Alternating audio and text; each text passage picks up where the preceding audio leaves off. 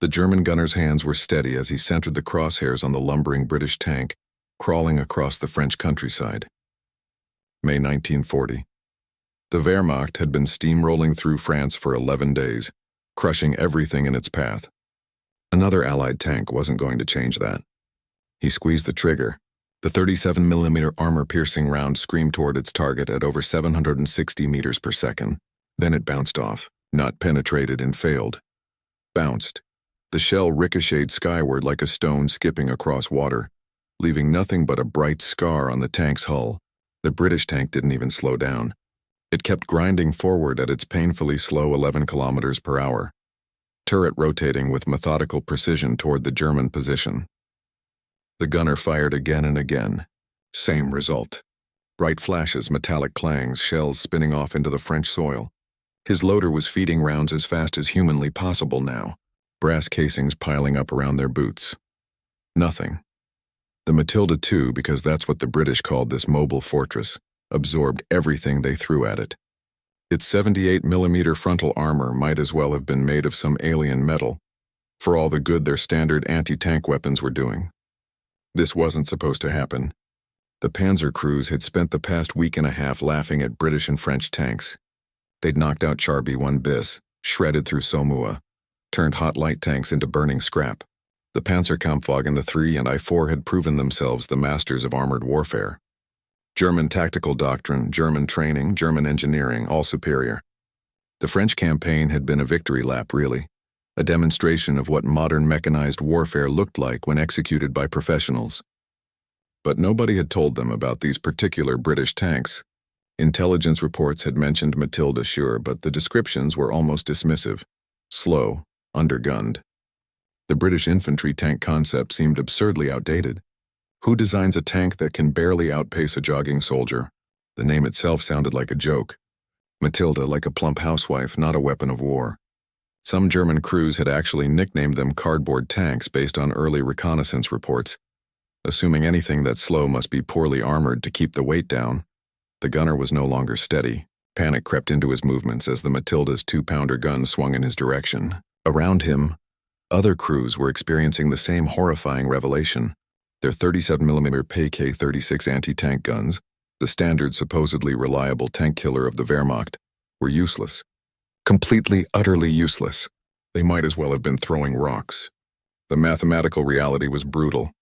Their shells delivered roughly 40 millimeters of penetration at best. The Matilda's armor was nearly double that thickness. Simple arithmetic, but arithmetic that could get you killed. What the German crews didn't know, what nobody outside a few British military circles knew, was that they were facing the most heavily armored tank in the world at that moment.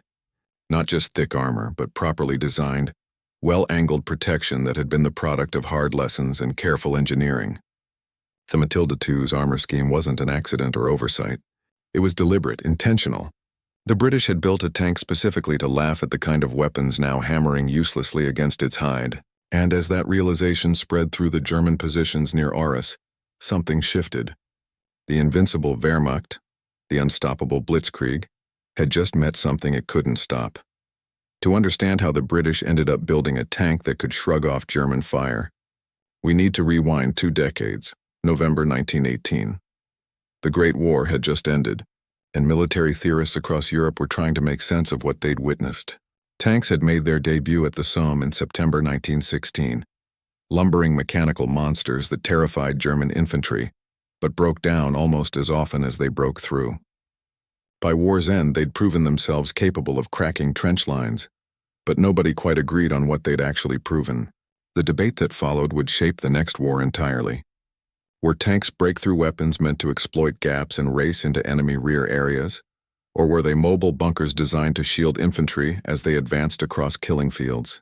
2 schools of thought emerged, and Britain, somewhat uniquely, decided the answer was both.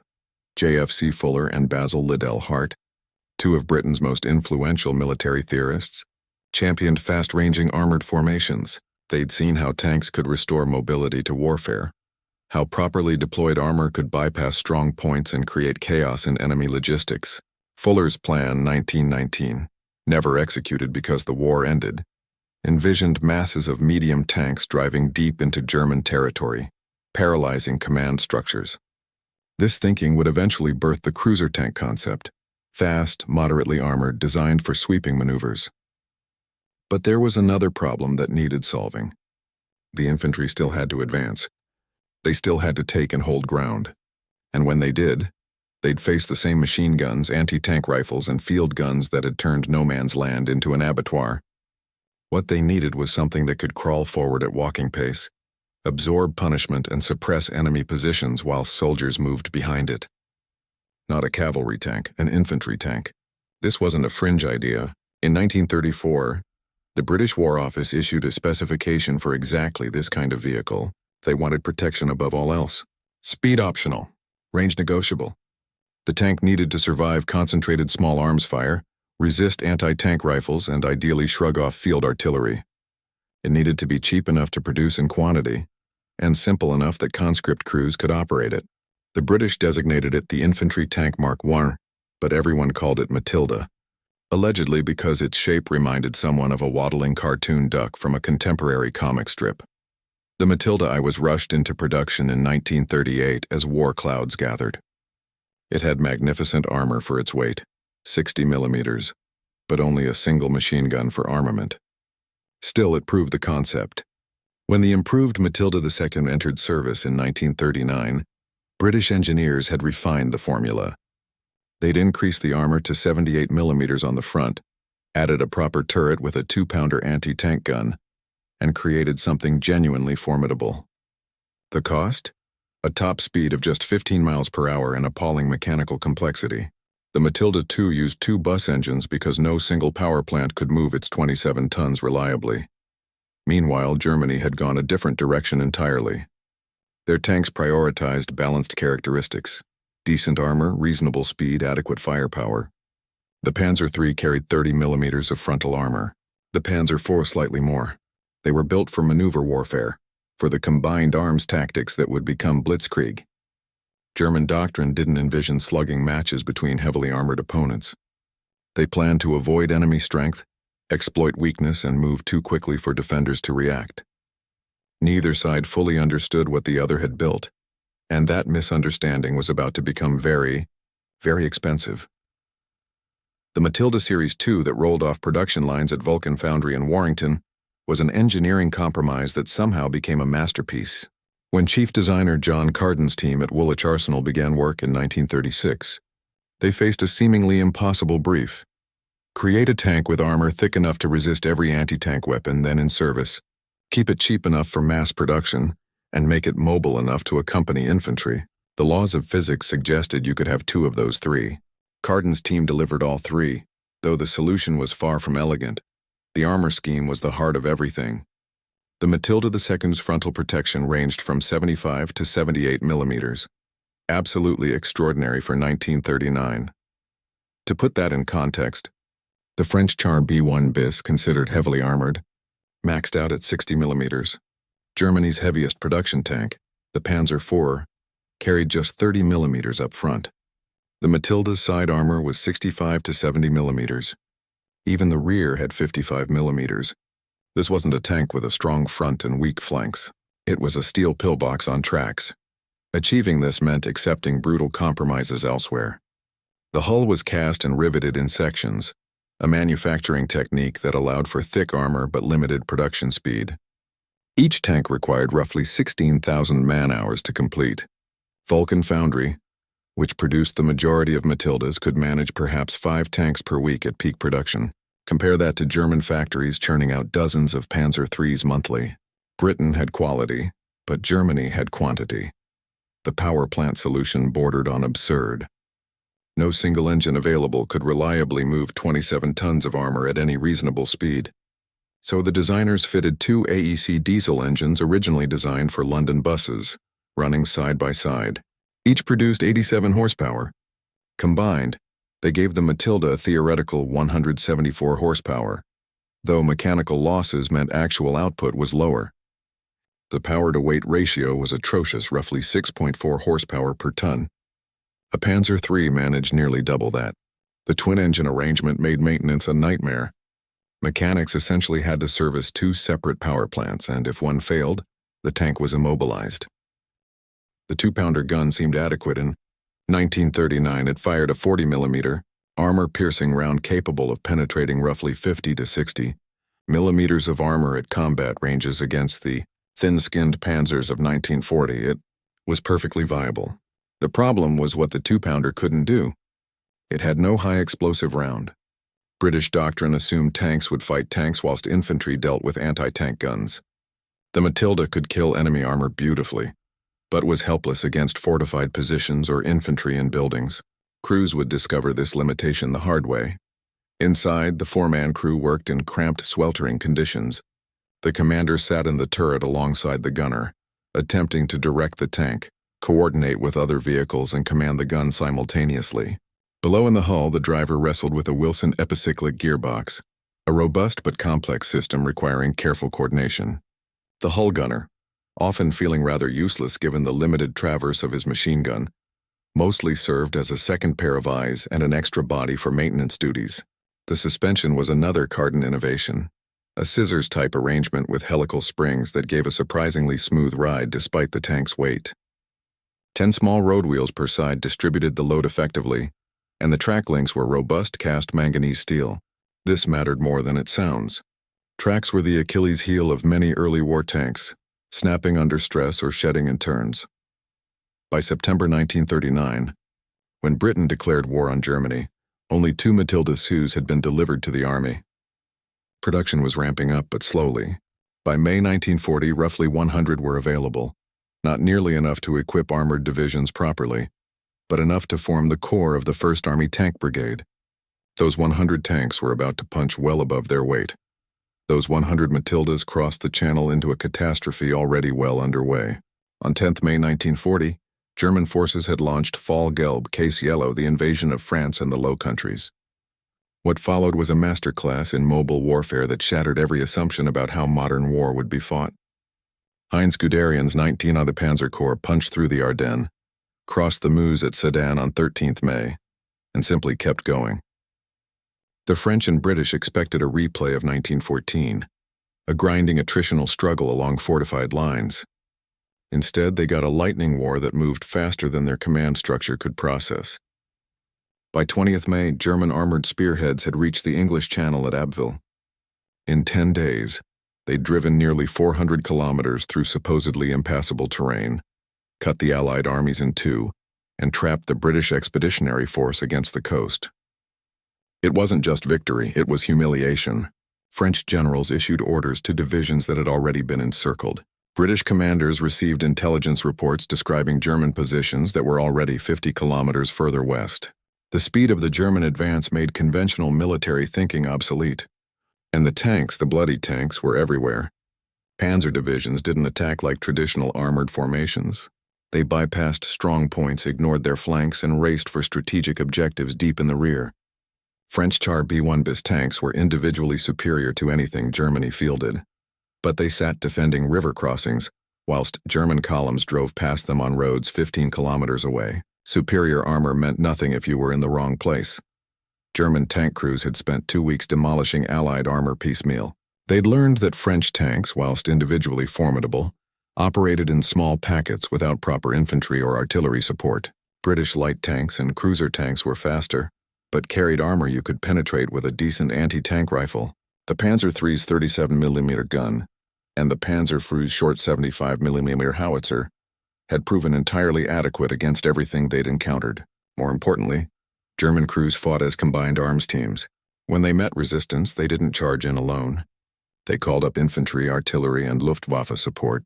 Tanks were shock weapons, breakthrough weapons, but never sacrificial weapons. This success bred a particular kind of confidence that bordered on arrogance. Why wouldn't it? They'd accomplished in days what the Kaiser's armies couldn't manage in 4 years. German tactical radios meant their tanks could coordinate movements that would have been impossible for Allied forces, still relying on flag signals and carrier pigeons in some units. Every encounter seemed to validate their training, their doctrine, their equipment. The occasional tough fight, like the brutal combat at Hanot, where French Somois gave better than they got, only proved that aggressive tactics and combined arms could overcome local disadvantages. By the third week of May, the strategic picture was clear. The BF was retreating towards Dunkirk. French forces were disintegrating. The campaign was essentially won. German intelligence had identified British tank units in the area, but nothing in their briefings suggested serious concern. They'd faced British armor before. Light tanks with machine guns, cruiser tanks with thin protection, fast perhaps, but nothing that required special measures. Standard PK-36 anti-tank guns would suffice. What intelligence hadn't told them? What they had no reason to suspect was that a chunk of Britain's Army Tank Brigade was sitting at Arras with something German doctrine hadn't accounted for. The 4th and 7th Royal Tank Regiments had taken delivery of their Matildas just weeks before the invasion. Many crews were still learning the quirks of their twin-engine charges. But on 21st of May, they were going to get a very practical education. So were the Germans. The counterattack at Arras on 21st May wasn't meant to be a decisive battle. It was meant to be a spoiling attack, a jab to slow the German advance and buy time for evacuation planning. Major General Harold Franklin commanded 2 columns, one built around the 4th Royal Tank Regiment, with 16 Matilda IIs and 42 Matilda Is, the other around the 7th Royal Tank Regiment with 23 Matilda IIs. Supporting them were 2 infantry battalions, some French light tanks, and precious little else. No proper reconnaissance, no air support. The RAF was already evacuating from forward bases. No clear picture of what they were attacking into. Just orders to strike south from Arras and see what happened. What happened was they drove straight into Erwin Rommel's 7th Panzer Division. Rommel had been pushing his division hard, living up to his reputation for aggressive leadership. His units were strung out along the advance. Tanks and motorized infantry intermixed with supply trucks and captured French vehicles pressed into service. The division had been moving fast and fighting light. Exactly the kind of fluid mobile warfare that made Blitzkrieg work. Around 1430 hours, as Rommel's forces were regrouping west of Arras, British tanks appeared on their flanks. The German response was textbook. Anti-tank gun crews swung their PK-36s into position and opened fire, then confusion, then panic. The 37 rounds were bouncing off. Crews who'd spent 2 weeks knocking out Allied tanks with casual efficiency suddenly found themselves hammering away at British armor that refused to die. One Matilda reportedly took 14 direct hits and kept coming.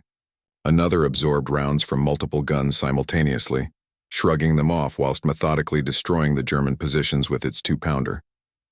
Rommel's artillery, the divisional 105mm howitzers, tried engaging directly. Field guns designed for indirect fire found themselves pressed into point-blank anti-tank work. Some crews managed to disable Matildas with lucky hits to tracks or suspension. But it was desperate, improvised fighting. The German infantry, watching their anti-tank guns fail completely, began falling back. In some areas, that fallback turned into rout. Supply columns abandoned trucks and fled.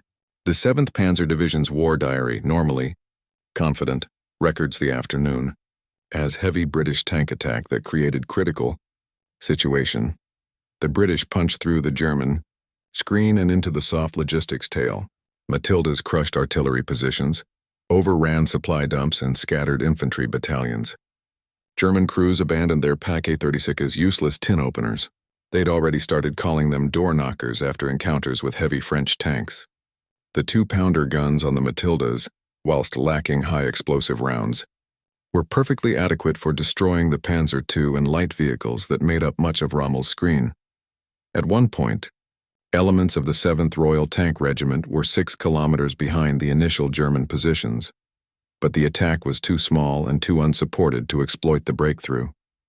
The Matildas, armed only with machine guns, contributed little beyond their armor. The infantry couldn't keep pace with the tanks and got pinned down. French light tanks that were supposed to protect the British flanks got separated or knocked out by German fire. Most critically, the British had no follow-up force. This was a raid, not an offensive. As German forces recovered from the initial shock and began pulling together a coherent defense, the physics of the situation reasserted themselves. Rommel himself grabbed every gun that could hurt the British tanks. He personally directed 105mm howitzers, and even commandeered a battery of 88mm anti-aircraft guns, massive weapons designed to swat bombers out of the sky. These could punch through Matilda armor, though setting up the unwieldy guns under fire cost the crews dearly. By evening, the British were withdrawing, having lost roughly half their tanks to mechanical breakdown, track damage, or the few heavy German weapons that could harm them. But the damage, psychological more than tactical, was done. The Wehrmacht had spent an afternoon watching its standard anti-tank weapons fail completely. The Matildas that impressed Rommel at Arras were just the appetizer. The main course came in the western desert, where the combination of open terrain, inferior opposition, and concentrated deployment turned the infantry tank into an absolute nightmare for the Axis. When Italy declared war in June 1940, Mussolini's forces in Libya vastly outnumbered the British and Commonwealth troops defending Egypt. Marshal Rodolfo Graziani commanded roughly 250,000 men and hundreds of tanks. The British Western Desert Force under General Richard O'Connor scraped together perhaps 36,000 troops. On paper, it looked like a massacre waiting to happen. In September, Italian forces pushed cautiously into Egypt and established fortified camps at Sidi Barrani. Then they stopped, waiting for supplies and reinforcements. That pause was fatal. O'Connor planned Operation Compass, originally conceived as a large-scale raid to bloody the Italians and withdraw. He had roughly 50 Matilda IIs from the 7th Royal Tank Regiment. On 9th December 1940, those 50 tanks led the assault on the Italian camps at Nibewa and Tumur. What followed wasn't a battle. It was a demonstration of what happens when you bring a knife to a gunfight. Except the Italians were the ones with knives. Italian anti-tank guns were predominantly 47mm Breda models, adequate against light armor, useless against Matildas.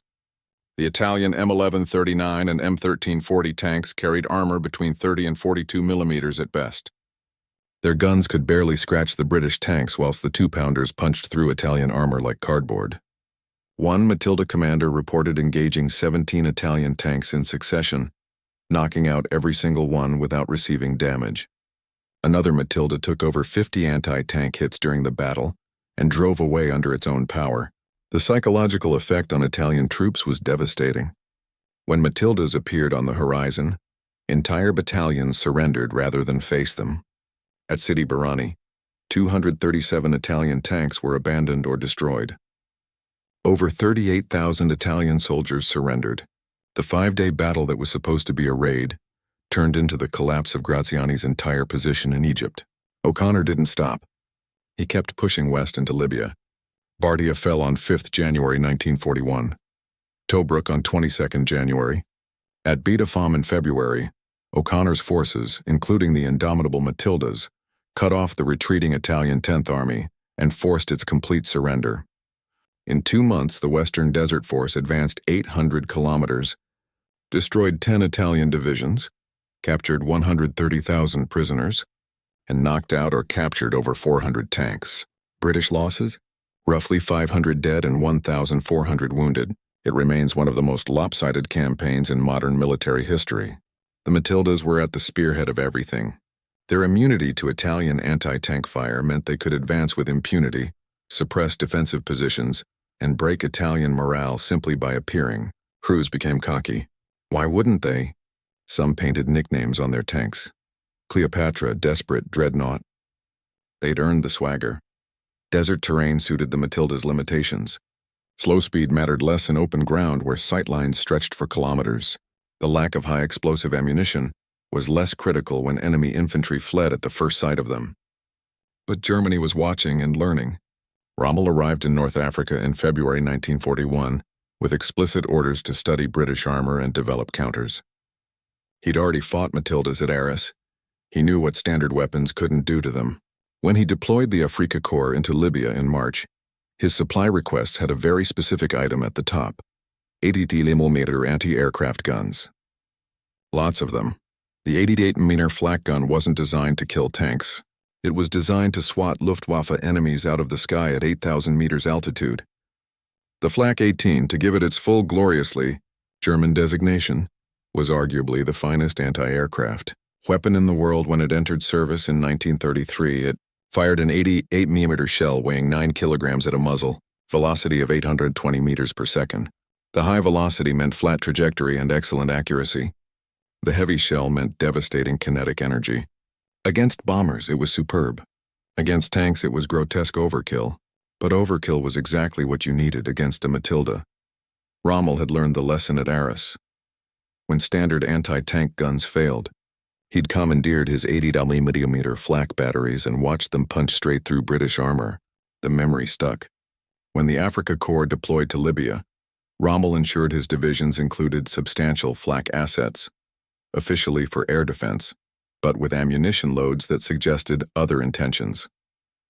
His staff officers understood immediately. The 88 could engage aircraft at extreme altitude or tank armor at extreme range. Versatility delivered with cold steel precision. The first major test came during Operation Brevity in May 1941, when British forces attempted to push Rommel back from the Egyptian frontier. At Halfaya Pass, soon to be nicknamed Hellfire Pass, German forces dug in their 88s with murderous cunning. They positioned the guns in hull-down positions with clear fields of fire, camouflaged them meticulously, and waited. When British Matildas advanced on 15th May, the 88s opened fire at ranges exceeding 2,000 meters. Matildas that had been immune to every Italian and German weapon suddenly exploded or stopped dead. Turrets blown clean off. Crews who'd felt invincible for months discovered what it felt like to face something that could actually kill them. The 88 could penetrate roughly 100 millimeters of armor at 1,000 meters. The Matilda's 78 millimeters might as well have been tissue paper at those ranges. British crews reported seeing the muzzle flash and being hit almost simultaneously. The shell velocity was so high there was no time to react. One moment you're advancing confidently, the next your tank is a fireball. The psychological whiplash was severe. Tankers who'd grown accustomed to invulnerability suddenly faced a weapon that made their armor meaningless. But employing 88s as anti-tank guns came with brutal compromises. The weapon was massive. It weighed over 5 tons in traveling configuration. Setting it up required a crew of 10 and several minutes of vulnerable exposure. The gun sat on a cruciform platform that offered no protection whatsoever. Unlike a PaK-36 or even a PaK-38, which had shields and could be concealed in small depressions, the 88 was enormous and conspicuous. Crews operating them in the anti-tank role were horribly exposed. British artillery and infantry could slaughter 88 crews if they spotted them before the tanks did. The ammunition situation was equally problematic. Every 88-meter shell used against tanks was one fewer shell available for air defense. North Africa's supply situation was precarious. Everything had to cross the Mediterranean under Royal Navy and RAF harassment. Rommel was perpetually short of fuel, ammunition, and spare parts. Using premium anti-aircraft ammunition to kill tanks was strategically questionable, however tactically necessary. Yet it worked. By mid-1941, German doctrine had adapted. Commanders learned to deploy 88s in ambush positions where Matildas would advance into prepared killing grounds. They'd let British tanks bypass forward positions, then engage from the flanks at long range where the Matilda's slow speed prevented effective response. The tactic was effective but resource-intensive.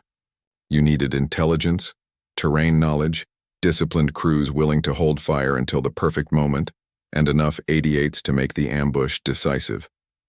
The Matilda's reign of invincibility was over. But the solution had cost Germany dearly in tactical flexibility and resources. The Matilda's shock value fundamentally altered how every nation thought about tank design. Before Arras and the Western Desert, armor thickness was a secondary consideration, something you balanced against speed, cost, and firepower. After watching supposedly invincible panzers flee from slow British tanks, that calculus changed overnight. Protection wasn't just useful, it was survival. And if your opponent fielded tanks your weapons couldn't penetrate, you didn't have tanks, you had mobile coffins. Germany responded with characteristic urgency. In late 1940, orders went out to up-armor everything. The Panzer III, backbone of the armored divisions, received a 50mm gun to replace its inadequate 37mm pop gun. Frontal armor increased from 30mm to 50mm, then eventually to 70mm with applique plates bolted on in the field. The Panzer IV, originally designed as an infantry support tank with a short howitzer, was retrofitted with a long-barreled 75mm gun that could engage enemy armor at serious ranges. By 1942, this gun could penetrate 90mm of armor at 1,000 meters, more than enough to kill a Matilda. But Germany didn't stop there. The Matilda experience, combined with encounters with the Soviet KV-1 heavy tank in Russia, convinced German high command that they'd fundamentally misjudged the armor race. Development accelerated on the Panzer IV Panther and Panzer VI Tiger tanks that carried 80 to 100 millimeters of frontal armor and guns capable of destroying anything on tracks. The Tiger I, entering service in late 1942, mounted an 88mm gun in a rotating turret with armor up to 120 millimeters thick. It was a direct response to tanks like the Matilda and KV-1 that had humiliated German gunners. Britain learned different lessons. The Matilda had proven the infantry tank concept, but also exposed its limitations. By 1941, the lack of high-explosive ammunition and the mechanical unreliability from those twin bus engines had become critical problems. More fundamentally, the desert campaigns revealed that speed mattered more than British doctrine had assumed. Rommel's Afrika Korps didn't sit still and absorb punishment. They maneuvered, flanked, and dictated engagement ranges. A tank that could only do 15 miles per hour couldn't pursue defeated enemies or escape bad tactical situations. The Churchill tank, entering service in 1941, retained heavy armor but added a high-explosive firing 75mm gun and better mobility. By 1942, Britain was shifting towards universal tanks, designs that combined reasonable protection with decent speed and proper, multi-purpose armament. The Matilda soldiered on in secondary theaters, particularly the Pacific, where Japanese anti-tank weapons were even weaker than Italian ones. Australian crews used Matildas effectively through 1945 in New Guinea and Borneo, proving that context matters as much as capability. The Americans, watching from across the Atlantic, drew their own conclusions. The Sherman tank, that would eventually dominate Allied production, emphasized reliability, ease of manufacture, and good enough protection rather than invincibility. American doctrine assumed they'd lose the one-on-one tank battles, but win through numbers, logistics, and combined arms. They weren't entirely wrong.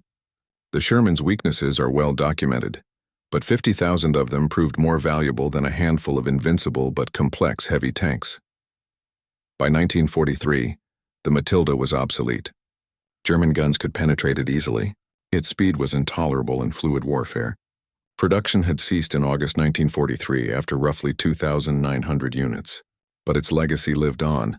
In every tank design meeting where engineers debated armor thickness, in every doctrine paper discussing protection versus mobility, and in the psychological scars it left on a generation of Wehrmacht veterans who'd watched their shells bounce off like rubber balls the British had built, a tank that laughed at its enemies, right up until they learned to stop laughing back.